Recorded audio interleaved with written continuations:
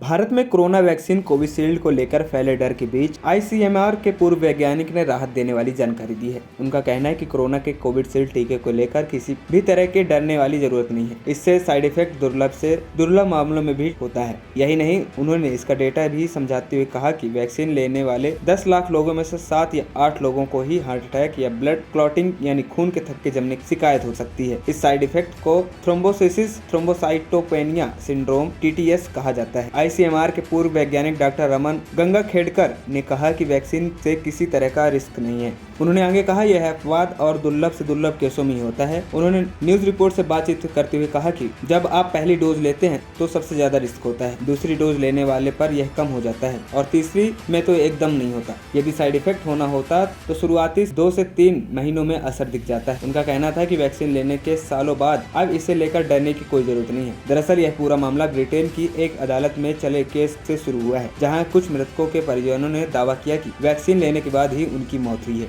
यह केस चला तो अदालत में वैक्सीन तैयार करने वाली कंपनी एस्ट्राजेनेका ने माना कि दुर्लभ केसों में ब्लड क्लॉटिंग की दिक्कत होती है। भारत में इस वैक्सीन का उत्पादन सीरम इंस्टीट्यूट ऑफ इंडिया ने किया है, जिसका नाम कोविशील्ड रखा गया है। भारत में करीब 90% लोगों को कोविशील्ड का ही टीका लगाया गया है। ब्रिटेन में चले केस की खबरें जब मीडिया में आई तो भारत में भी कुछ लोगों को डर फैल गया। इसी को लेकर जब आईसीएमआर के पूर्व वैज्ञानिक से पूछा गया तो उन्होंने इससे खारिज करते हुए कहा कि किसी भी वैक्सीन के कुछ साइड इफेक्ट हो सकते हैं, लेकिन समय के साथ ये खत्म भी हो जाते हैं। डॉक्टर रमन गंगाखेडकर ने कहा कि किसी भी वैक्सीन के साथ ऐसा होता है। उन्होंने आगे कहा कि यह समझने की जरूरत है कि 10 लाख में से 7 या 8 लोगों को ही साइड इफेक्ट का खतरा होता है। आपको बता दें कि ब्रिटिश अखबार डेली टेलीग्राफ ने लिखा कि एस्ट्राजेनेका ने लंदन में हाई कोर्ट में बताया कि उनकी दवा से दुर्लभतम केसों में साइड इफेक्ट हो सकता है। एएनपी टाइम्स की रिपोर्ट।